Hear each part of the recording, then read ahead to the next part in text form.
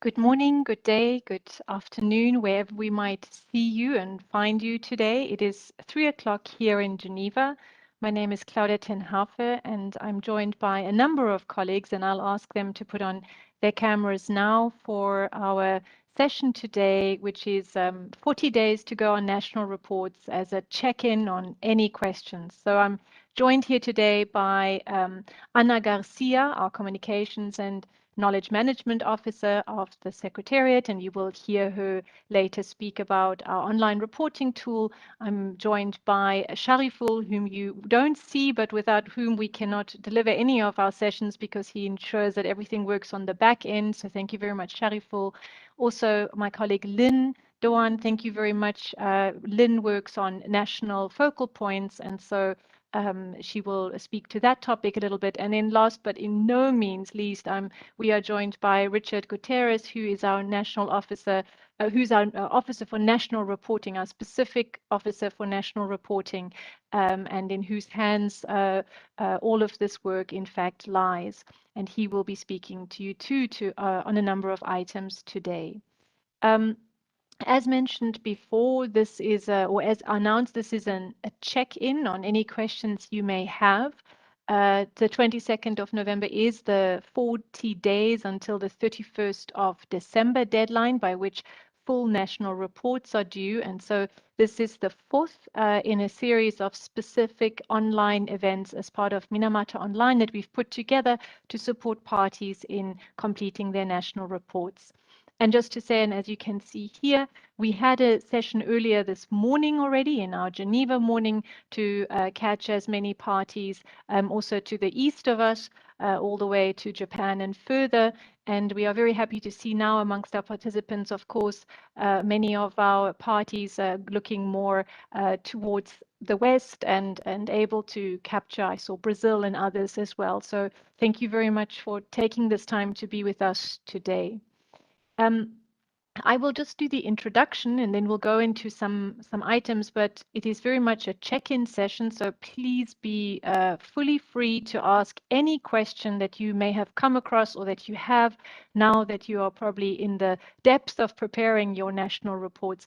And may I invite you to type in questions that you may already have for clarification or so in the chat box. And we shall look at them and hopefully try to either weave in some of the responses already or return to them step by step in the question and answer period. But first, as you can see, we have some housekeeping notes. Many of you have been with us for many times already, so you are probably familiar with this, but just most importantly to say, please do type in questions or queries that you may have in the chat box so that we can be sure to know what it is you'd like to have some clarification on, and then we can be as specific in our responses back to you. And if you should have any problem in any way, just please send a note to the host, which would be Shariful, and he shall try to help you get that sorted.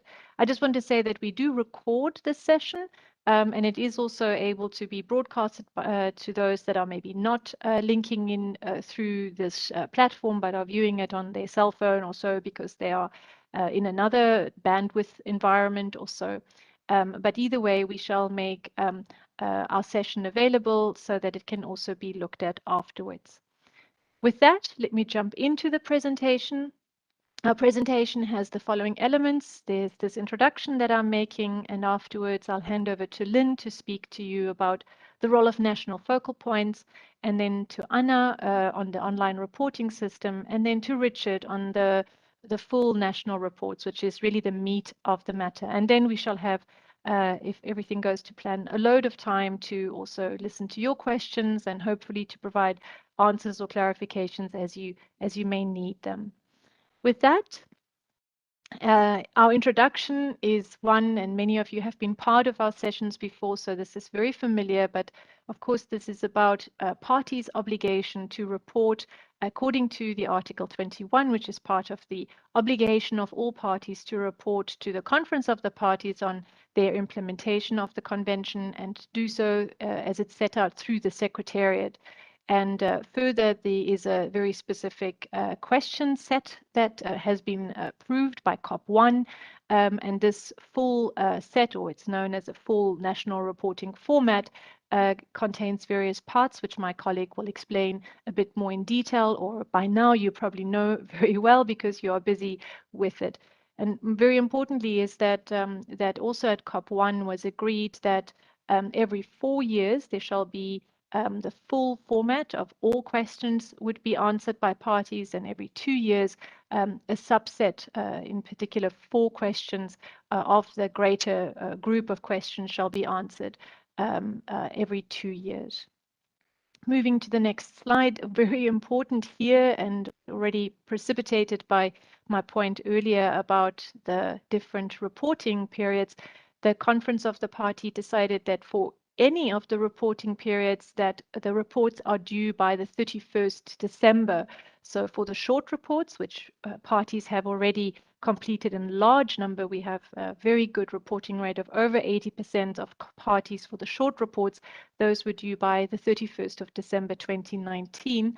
And now the full reports are due, or the reporting period is 16th of August 2017. That is the date our convention came into force, until 31st of December 2020. And those reports are for submittal by the end of this year. In other words, it's information as it is relevant for the end of last year that has to be completed and submitted for the end of this year. And this reporting cycle would then follow forward through the next cycle. And let me say here, this means, of course, that 16th of August 2017 until 31st of December 2020 is not an entire 4-year set, but it is very much to start a full cycle from the next time onwards. And with that, I'd like to go to the next slide. And to draw to your attention, but I hope you are well aware of the fact that at COP3, the parties decided to request the Secretariat to prepare draft guidance for the full national report to support parties in their ability to report. And this draft guidance was completed and was distributed last year. And if you were part of our COP 4.1 online meeting in early November, you heard many parties speak to this, and we are very gratified to know that many parties found this very useful. The guidance is available in all UN languages. It's document 17 for the COP. And it's also linked, of course, in our website, in our online reporting system, and so on. And it enables you to go part by part and question by question through the full reporting that is due by the end of the year. And with that, I'd go to this one, which is just to, if you've been joining us, you've been seeing these icons that we have, and you will see them throughout our presentation today as well. There's one refers to references to the online reporting tool. Another is notes that you will find in the draft guidance, the sticky notes. Then there's also the light bulb to show you and to signify to you where where's the suggested approach, which is also explained in detail in the draft guidance. There are reminders, and here and there in the reporting, you will also be asked for additional information that may be in the form of attachments, and you could clearly see this through this little suitcase icon that we have. Over and above, I just want to highlight just the importance of the draft guidance, and Richard will also be speaking to this a bit, but this draft guidance is, as he will also say, is not a manual on how to implement the convention, but it is most certainly a manual to allow you to put together the information required and to answer, hopefully, some of the questions that you may still have in the process. With that, we will move to the next short presentations, and then we are absolutely ready to answer any questions that you may have. So with that, let me hand over to my colleague Lynn, please. Thank you very much, Claudia. Good morning, good afternoon, good evening, everyone. As you might know, the national focal point of each parties plays a very important role in the process of reporting. The party's report is to be submitted by or through the designated national focal point. Article 17, paragraph 4 requires that each party designates a national focal point for the exchange of information under the convention, including with regard to the consent of importing parties under the Article 3. For the purposes of compiling and completing the national report, parties may also indicate an additional contact officer in the online reporting tool. Any requests for clarification or follow-up will be referred to both national focal point and the additional contact officer. In the next slide, here's the National Focal Point webpage where you can find all the information on national focal points designated by parties to the convention by just clicking in the drop-down menu. If your country has not yet nominated a national focal point to the convention, we encourage you to do so. On the information to complete the formalities of such a designation is available on the convention website. And you can find the form and the model letters for the designation of national focal points through the dedicated links as you can see on the screen. Thank you, Shakifu. As you can see here, is the Annex 1 is the form, and the Annex 2 is the model letters for the designation of national focal point. This form should be completed and returned under the cover of the official nomination letter from the government official contact point to the UN Environment Programme, or from the Ministry of Foreign Affairs, or from the permanent mission to the UN in Geneva, or to the UN Environment Programme, to the attention of the Executive Secretary of the Minamata Convention on Mercury. And please note that self-nomination will not be considered. If you have any question on national focal point, please send your email to the Secretariat mailbox as written on your screen, and we'll be happy to answer any question that you have. Thank you. And I'm now handing over to my colleague Anna to walk you through on the online reporting tool. Anna, over to you. Thank you very much, Lynn. Good morning, good afternoon, good evening, everyone. On the 7th September, as Claudia mentioned, the Secretariat announced and launched the new reporting cycle with a fully fledged tool that is completely integrated into the new Minamata website. This launching included an email that the Secretariat sent to all national focal points with a dedicated username and password. Currently, we have 53 parties that have already logged into the system. If we move on, the first step, which is quite obvious and many of you have already started, is that you can log in into the platform, consult the draft reporting guidance, and start your report if you haven't done so. If you need any assistance, the Secretariat will be able to help you no matter if it's a technical issue or a substantive aspect. And please let us know if you did not receive your login credentials. Once you have started, if we can move on with the next one, you need to fill in all the parts and all the questions as per instructions. You please consult the draft reporting guidance that have been mentioned as you go through the different parts of the reporting format and the questions. Save your report while you work and definitely before you log out. You can log out and log in to return and keep working on the report anytime. And you can also check your 2019 national report from the platform. If we move on, here you have some screenshots of language and saving options. The online reporting tool is available in all the 6 UN languages, and you will be able to see more detailed instructions in the user guide. Next one, please. The information on the party will be pre-populated, including the name of the party, dates, and information on the national focal point. You will find, along with the report, some other pre-populated questions linked to notifications to the Secretariat, which save you some time and also ensure accuracy of the data that has already submitted to the Secretariat. Moving on, when progressing on the report, you'll see a completion status on the right side, links to the convention text and reporting guidance, as you can see from the next slide.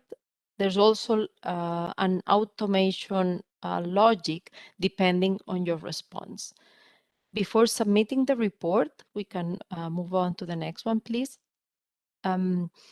Please review all your responses. You can go back and forth anytime. You can also review your responses at the preview screen stage just before submitting it. And please click submit the report once you have completed, and of course, before the 31st December 2021. You will receive then an acknowledgement email from the Secretariat. The next step is the Secretariat review, that the Secretariat will review all the reports to check for completeness, including any missing information or attachment, or if some responsive need clarification. And the last step is that once the report is considered final by both sides, it will be published on the website and available from the platform. And the confirmation email will be sent to the national focal points. If we move on, some important updates on the platform is that even if we advise you to move step by step through each article in sequence, we are very much aware of the complexity of the full national report.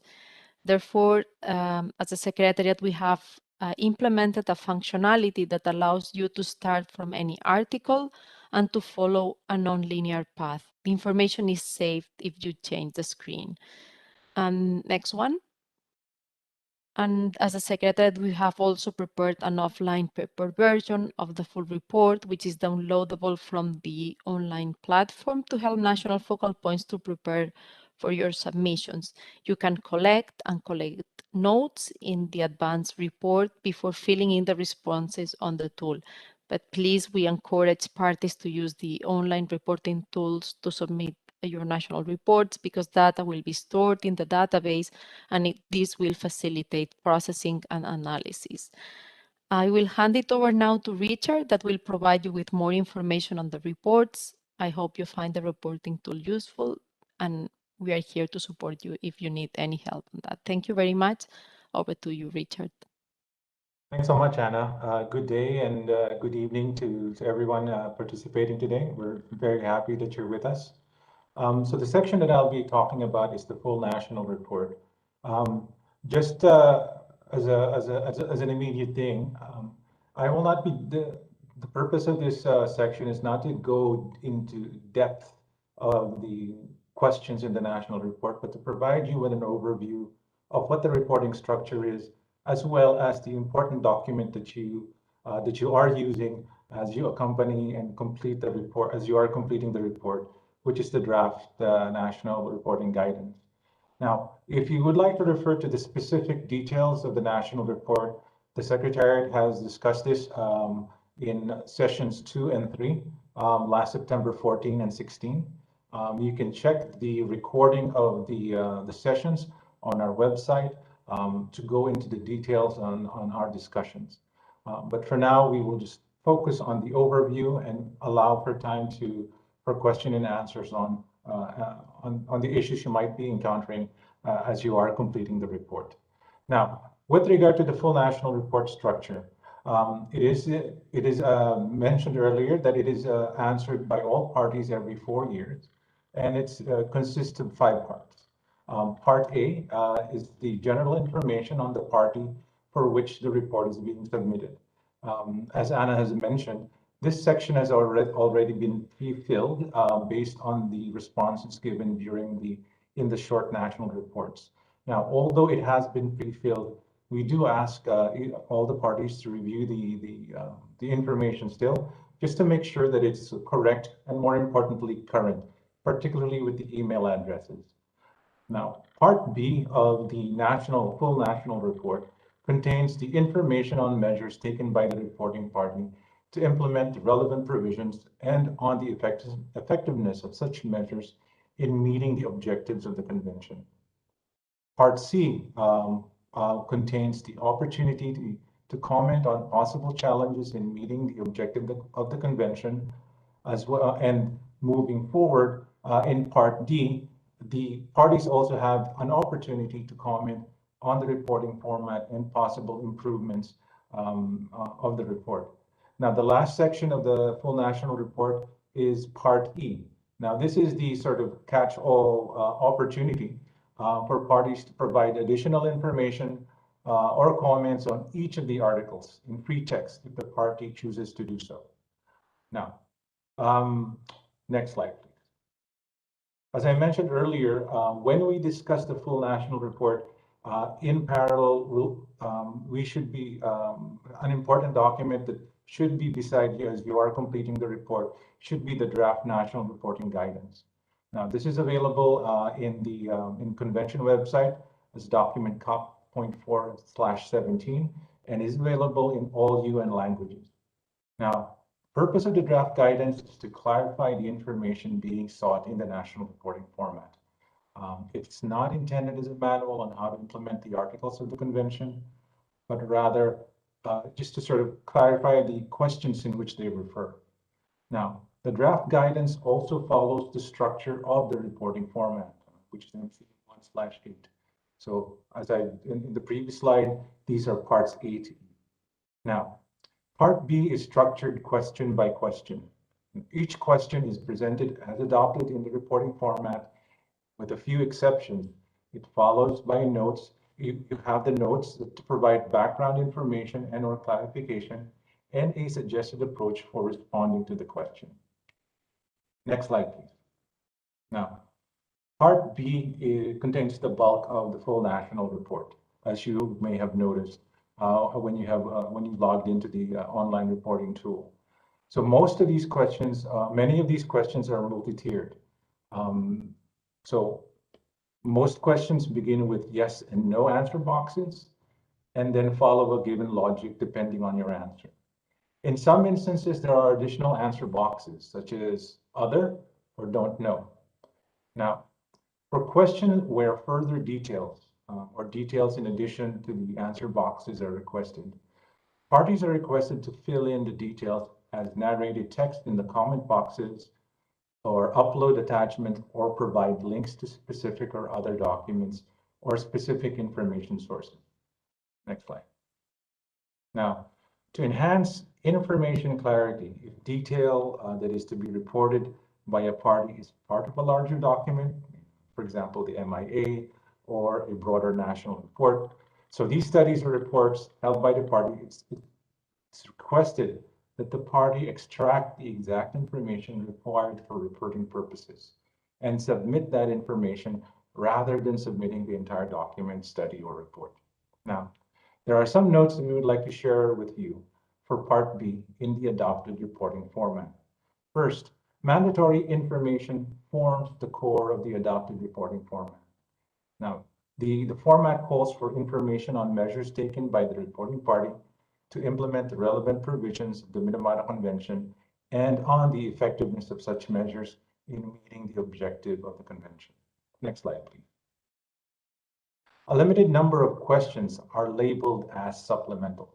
These are information that would facilitate the evaluation of the effectiveness of the convention, and responses can be provided voluntarily at the party's discretion. However, parties are strongly encouraged to answer items for which they have relevant information on. Descriptions of the effectiveness of implementing measures should be provided based on a party's particular situation and capabilities, but should nonetheless be as consistent as possible in the party's report. And lastly, just to take note again, the draft national reporting guidance is available on the link at the bottom of the slide you're looking at. With that, I believe, oh yeah, a couple of last reminders as you go through the report, the full national report. So first, plan ahead in order to secure the information required for all parts of the reporting format, particularly for questions in Part B, as well as the attachments and links that may be needed. Make sure that the links are still working when you do include it, so that when the Secretariat opens it, it's still working. Now, the next item that we would like to call your attention on is that when reporting annual data, specify the years. So where the reporting period is not January 1 to December 31, specify the period. So if it falls in August, just specify August of 2020 or 2019. Now, When answering open questions, ensure that the responses are succinct, while at the same time offering a meaningful story. Check for consistency between the responses to different questions. We do note that there could be inconsistency, so just make sure that the questions, the answers are consistent. And lastly, note the units in which the information on amounts are to be provided. These are in metric tons to ensure uniformity in units in reporting.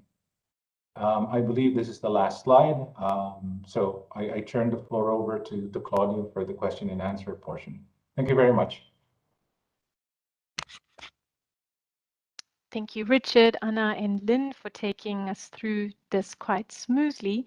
I'm looking at the chat box and I don't see any questions yet, but as we have a sizable amount of persons online and many familiar faces, maybe also some new ones, or familiar names, maybe some new ones, I'd like to invite you to pose any question, and I can assure you that there's no stupid question, or there's no question not worth asking at this stage, because with 40 days to go, we would like to be able to support you on whichever item you may either need more information on, or you just want to check in on with us. So may I invite any queries or questions that you might have as you've begun, we hope, your national reports.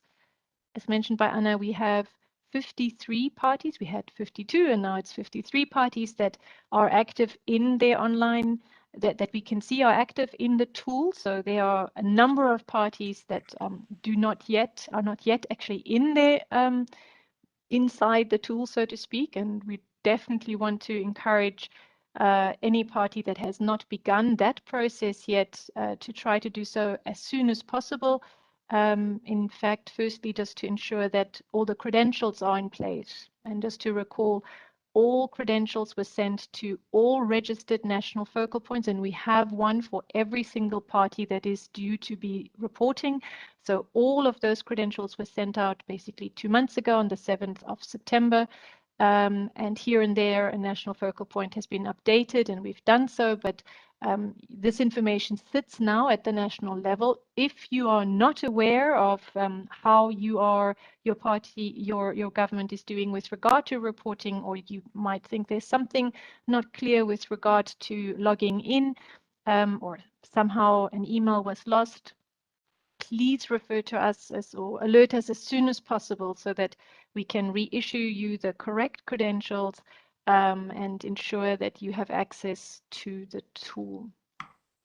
I still don't see any questions.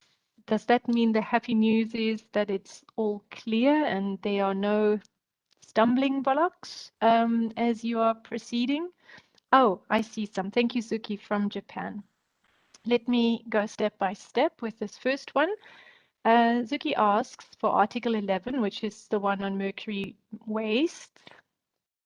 She pastes the whole question, which is very helpful, and we can read through it in a moment. And the question is, we would like to know how the effectiveness of question 11.1 is expected to be presented.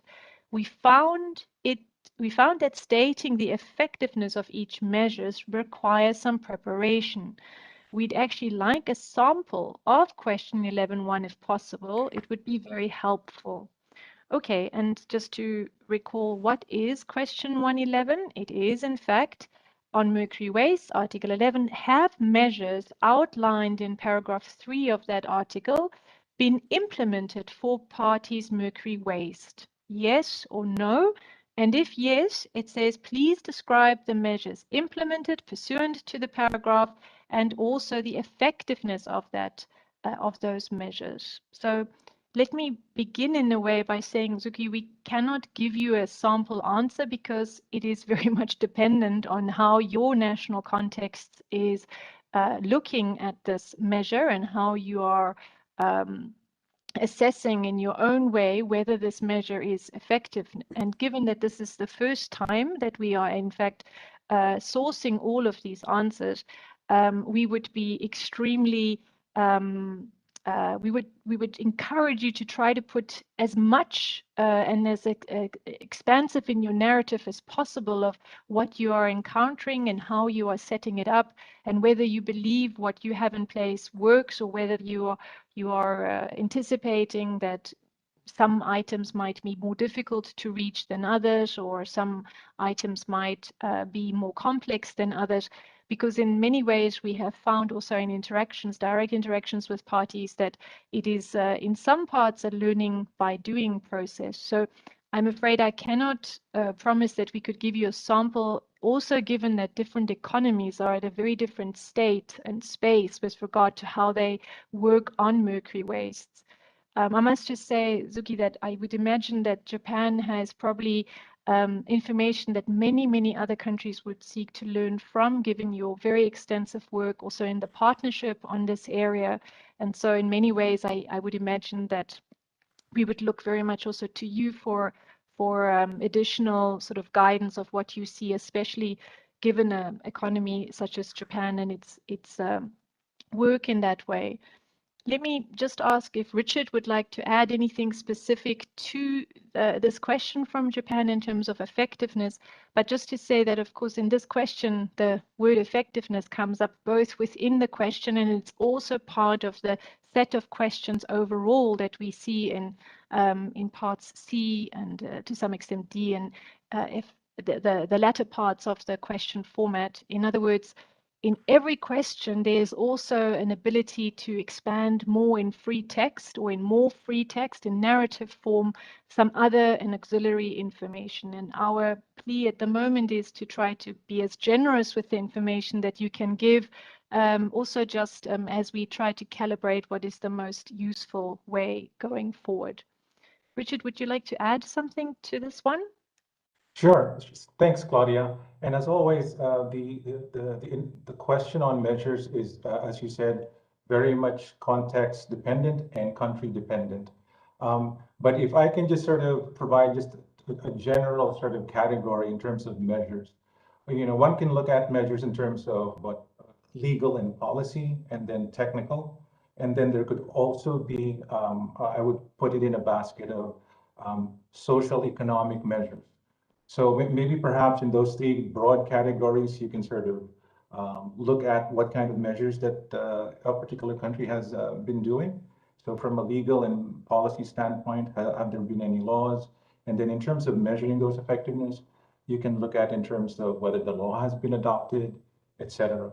And on the technical side, as Claudia said, we do look to Japan for the technical, a lot of these measures as well, including the technical, looking at appropriate technologies that have been used, whether these technologies have been implemented, and the breadth of implementation. And then, of course, and then lastly, the third basket that I just sort of was mentioning, socioeconomic, looking at awareness raising campaigns, how many people has it been reached, social media activity. These are measures that can impact effectiveness that you might want to look at, but certainly we are not trying to limit. And as Claudia mentioned, this is the first foray into this. So we would like to at least see the broadness of the measures that each of the parties taken, again, depending on the national situation and context that each party is facing. That's about it from my end, Claudia. Back to you.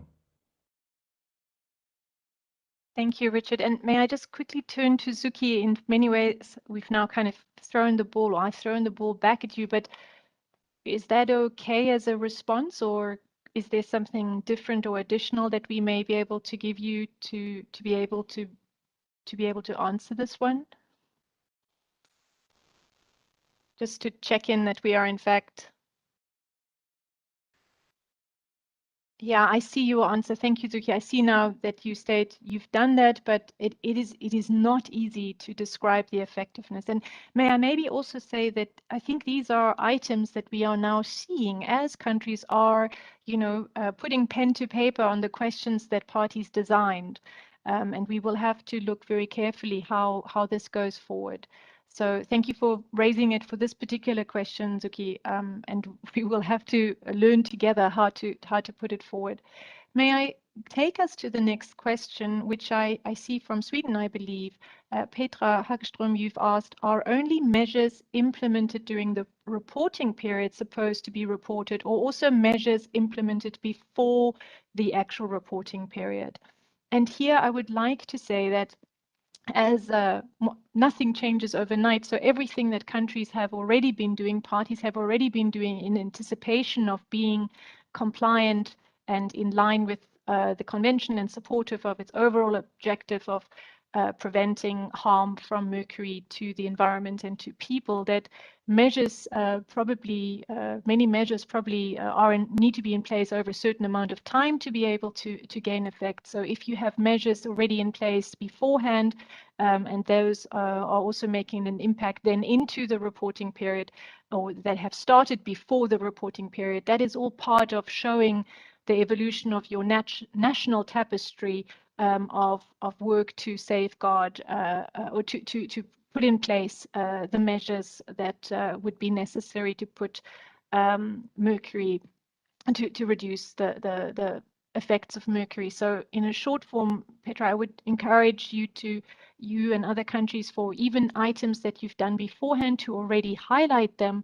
But it is, of course, specifically for this reporting period, as this is the legal time that now parties have obliged themselves to report on the implementation, to really highlight any information that you can have of this reporting period. And may I also say that, of course, this is the first time that many questions get answered. 4 questions have already been answered in 2019 and gave a type of baseline of where we are. And those 4 questions, more information will be added now. And the other 39 questions, it is the first time that parties will be speaking to those. So I think if there's other information that you can put forward to give us a broader understanding of what is happening at your national level, it is useful for us as a Secretariat to understand where you are, but it's also useful for us to just gauge better how other countries are perhaps also dealing with it, or to share experiences as need be. So if I may just look just to see if that goes some way towards Petra's question. And there is, if you don't want to type in, there's also the reactions of either thumbs up or thumbs down. And if it's thumbs down, then please just alert me what it is that we could tell you in addition to make your job easier. Petra, I hope that answers enough. I see a thumbs up. Okay, thank you. Then I do want to just make the point also that, of course, we mention here that it's we have currently 135 parties, which we are extremely happy about. Some of those have joined only this year, and so they will not be obliged to report for the full reporting session, for the full reports. But of course, more than 53 parties need to report for the full reports. And so there is a delta of some countries that have not yet gone into the online reporting system. We hope it means that you've just been very busy on the background collating the information to ready yourself to go into the online reporting system. And of course, there's still 40 days to go. But if you have not yet entered, I would like to absolutely encourage you just to try it out, because as Anna also showed, you can literally go in and hunt your look your way around the reporting system, become familiar with how to go backwards and forward and how to start putting data in, how to upload the attachments or delete an attachment if you want to add something different, so that you're comfortable enough with it and not that you're worried at the end that you might not find the right places in the online reporting system to do the work. But either way, we are reaching out to the other parties that have not yet been in. But if one of you is online right now and you haven't looked at it, I would absolutely encourage you just to take your credentials and log in. And if something is amiss or you're worried about something, alert us immediately so that we can be there for you. We also heard from some that they said they were very preoccupied with COP 4.1 and would be looking at reporting now. We understand that as well. But again, just to reiterate, please go into the tool to make yourself familiar. And also just to say, 43 questions, there's quite a lot of different questions because, as Richard pointed out, they are multi-tier. So we would not want to imagine that you can just do this in one sitting. It is really a lot of collation beforehand, and we absolutely want to encourage you to use as much this time now before you actually try to make the deadline on New Year's Day Eve on the 31st. But let me also turn to another question. I see Akhilesh Ramakalawan, who is from Mauritius. Hello, it's very nice that you are joining us. And the question is related to Article 7, which is ASGM. And in cases, and saying that in Mauritius there is no ASGM, so we would select the third box in the question.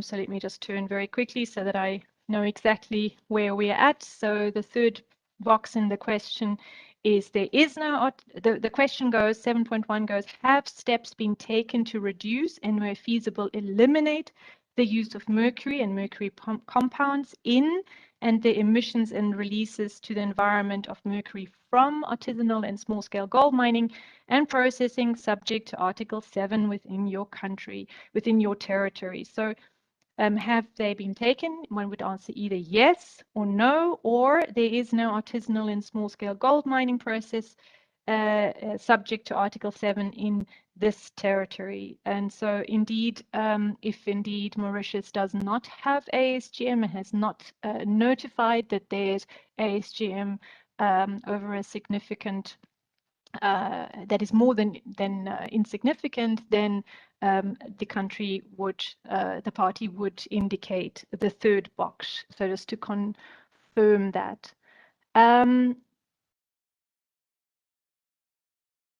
Let me just go a little bit further.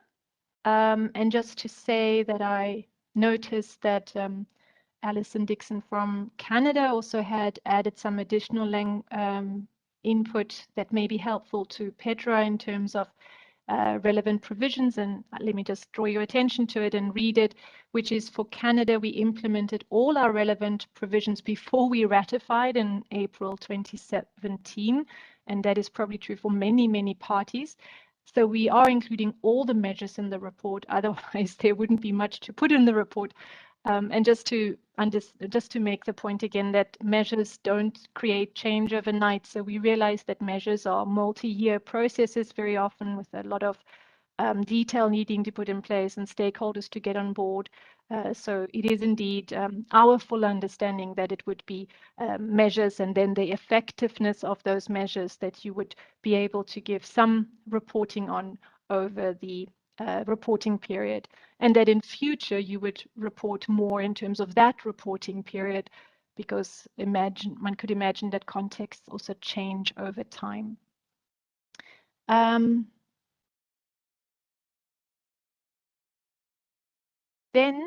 I see there is a hand up. Let me just see from the Dominican Republic. Ana Mendoza Abreu, would you like to unmute yourself and let us know your question or query?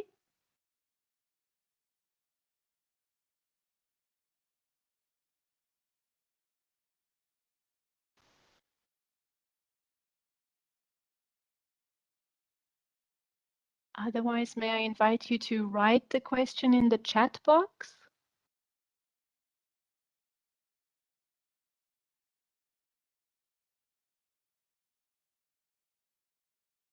Shariful, is Ana Mendoza Abreu able to unmute herself, or is it something we have to do? Hi, so I have been sending requests to unmute, but she is not responding. It's not possible, right? Okay. May I mean, we have the functionality to take also your comments this way, but we've learned through other sessions that very often there's a preference to see the question on the chat so that others can follow the question. So if I may just encourage Anna, if possible, could you formulate your question and put it in the chat, and we shall come back to you. Anna, are you able to hear me? Can you perhaps just give me a signal that you from the Dominican Republic?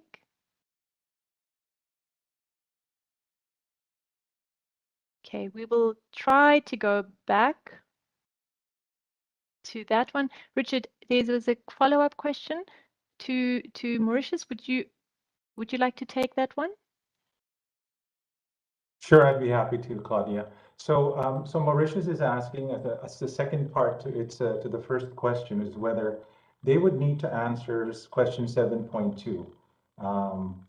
If I may read the question 7.2, has the party determined and notified the Secretariat that artisanal and small-scale gold mining and processing within its territory is more than insignificant? So it's a yes or no question. So there are only two options there. But as I understand, since there is no ASGM in Mauritius and 7.1 does not apply, then Mauritius does not need to respond to 7.2 because there is no ASGM technically. So I hope that answers your question, Akhilesh. So if you could just give us an indication, thumbs Well, up. Richard, they would say no. They Yeah, would say I'm sorry. no. They would Yes, say okay. no, right? In other words, it's not in your territory, so you'd say no and you'd move right along. If it is in your territory, then there would be other items that would be asked of you as a party to put in. But if there is no ASGM and you haven't needed to make that declaration, you would stop there and then you would move on to the next question and you would not go further on questions 3.7, 3.4, and 3.5. Yes, that's correct. Thanks, Claudia. Yeah, so when they indicate no, they will then proceed to Article 8 on emissions. So they would skip all the rest in Article 7. So now I was trying to reach Anna in another way. I don't know if I can. Anna Mendoza Abreu, can you just indicate in another way that you are able to hear me? And as we are trying to unmute you, and if that just really doesn't work, may I just ask you to send us your question by email, and hopefully we can get it. You just the question. You don't need to say anything fancy in the email, and then we can bring it forward and hopefully answer what it is that you would like some clarity on. Or Shariful, if in the meantime, maybe you could send just an email quickly to her so that she can perhaps forward her query to you directly, and then we can take it from there. Let me just look also again to if there are further questions that we are receiving. I see one which says Suyeba Fernando, who says though ASGM is not available, small-scale jewelry making uses mercury for recovering gold. And yes, of course, we know that this is one process that is used in a number of countries in this way. It is currently not part of any reporting. There is another process ongoing where all items in terms of mercury added products and also processes that use mercury, these two, the one is the work around that is Appendix A, and the other Annex A, and the other is Annex B. And so there is a larger discussion happening, of course, within the parties of the convention of looking at other products and processes. And that item will be coming to 4.2, COP 4.2, but it's not currently part of any reporting. And if it may become part of any obligation going forward, then parties would find a way, presumably, of putting that into these processes. But just for clarification, it is, of course, known that there are some other uses of mercury in some other places, and this has been known by the convention and the drafters for some time, but currently the national reporting is about those items that are part of the convention and that parties have obliged themselves for confirming to follow. So it is all the current obligations that we have. Should there be future obligations, then parties would presumably also consider if there are reportings necessary on it. Claudia, May I just? sorry Yes, to please. interrupt. May I add a couple of some items on Suija's question on mercury use in jewelry? So one thing that you may want to look at as well is trade. If it's coming in legally, so there should be proper trading documentation of that mercury. And also one thing you may also want to look at is the storage of mercury used in this small scale jewelry making, especially if it's a formal sector in your country. So these are additional, so although it's not ASGM related, but these are additional items that you may wish to look at when you go through the reporting, the full national report with regard to the use of mercury in jewelry making. Thanks, Claudia. Okay, so let me just perhaps ask if there are any other questions. We have 10 more minutes in the session to go. If there might be other questions that you may have, and I'm not yet sure that we have a signal from Anna, so while I await if Shariful is able to reach her or to find a way to unmute her, maybe we could go to the next slide, which is just that we collated some of the questions that we've received most often over the last couple of weeks. And we hope that also the information that we provided already earlier goes to these questions, but just in case there's anything that is not clear, we just wanted to look at these quickly again.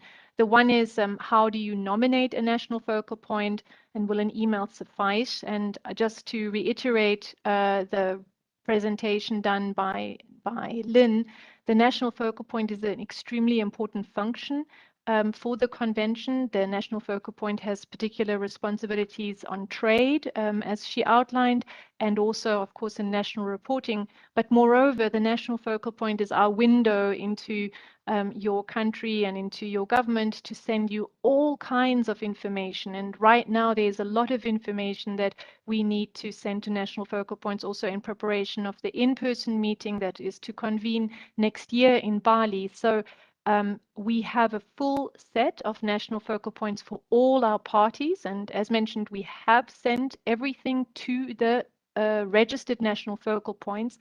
If there is a party that has perhaps changed the national focal point or has a portfolio has moved and we have not been updated, please let us know this immediately. We have been pressing for this at every opportunity we can, but please check that the national focal point that we have is in fact this national focal point that your government has appointed. I just want to say that when we sent out national focal points, if there was any bounce back, we followed up directly. So we have already followed up on any bounce backs that might have happened. So according to our roster, we have absolutely ensured that the credentials have reached the national focal point that we have on our files.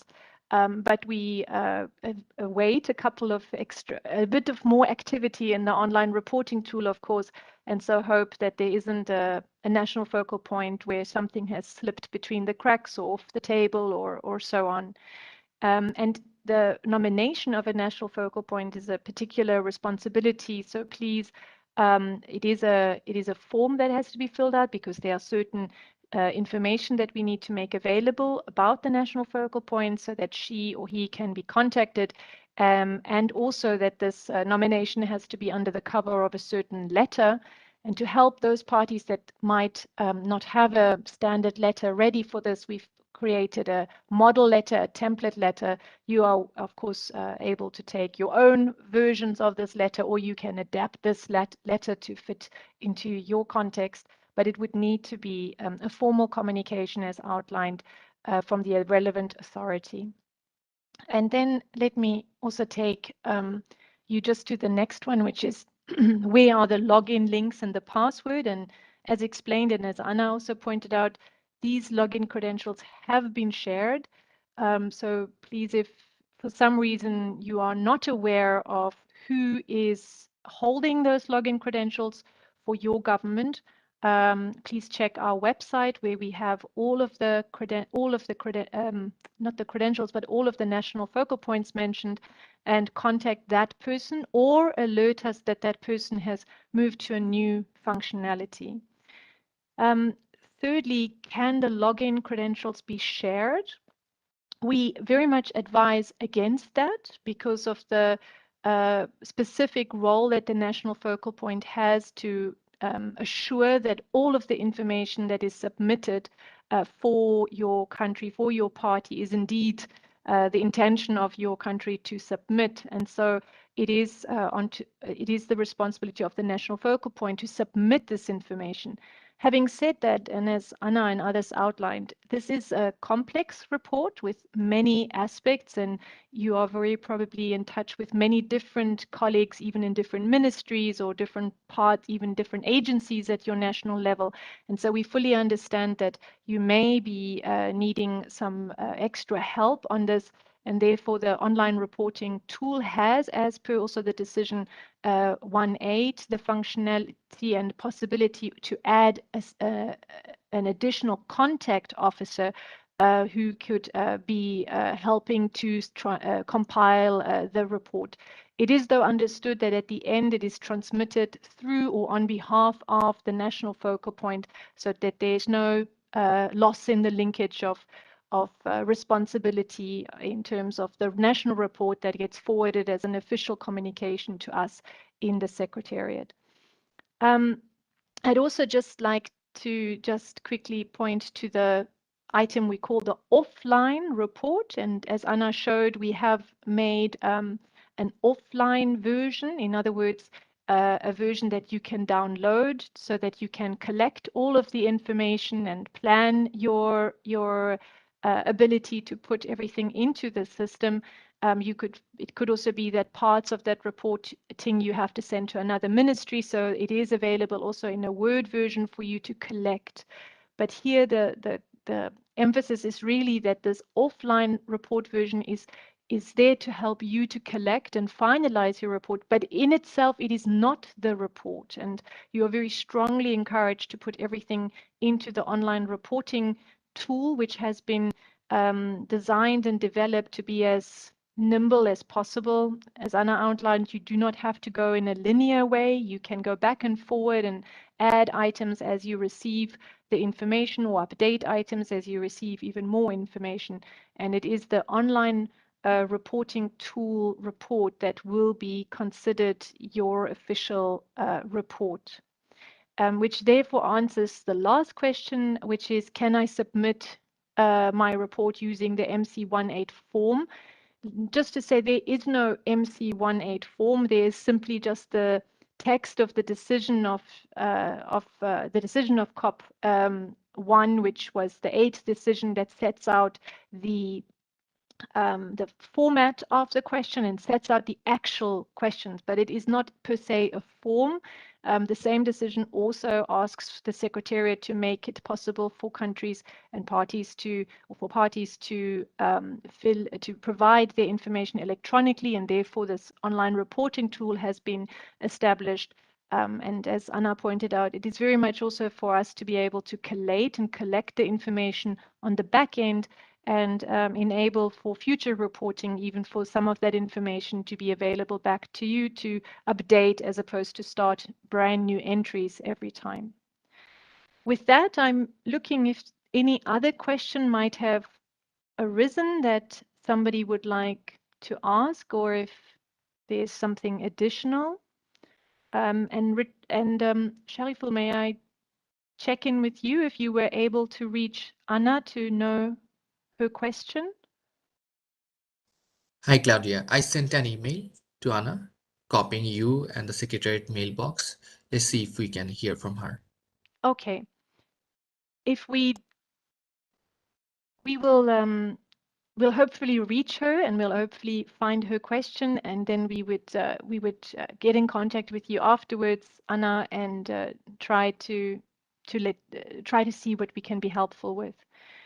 So as we have reached the top of the hour, or just about the top of the hour, just to put the deadline right up center again, we look very much forward to having your reports reach us by the 31st of December.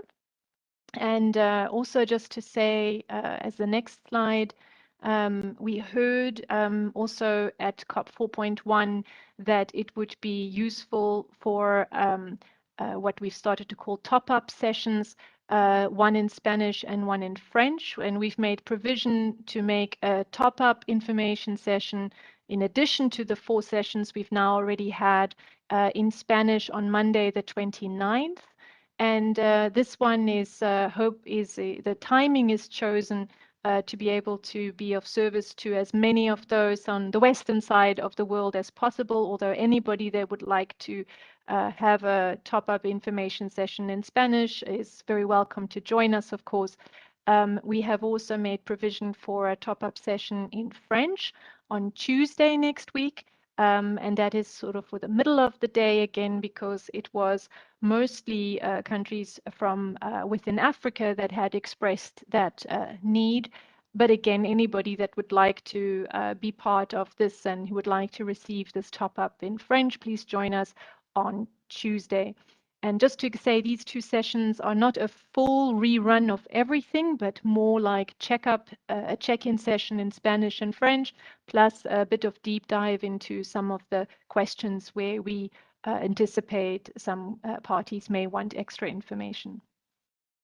With that, and as I do not see other questions, if something additional comes up afterwards, please feel free to reach out to us. And if I may just ask my colleagues just to join for a moment again online, with their cameras on.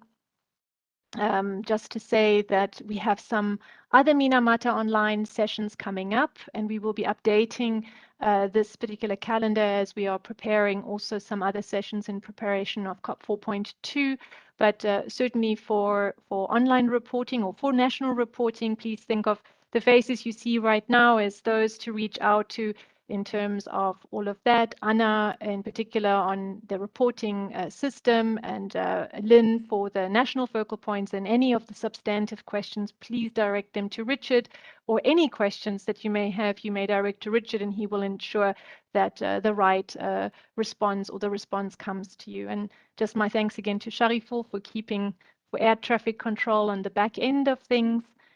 And so with that, I think that's it. We've reached just beyond the top of the hour. Thank you very much for staying with us, for being with us, and we look forward to supporting you for the next 40 days until we reach the deadline. Thank you, and until soon, stay well. Bye-bye.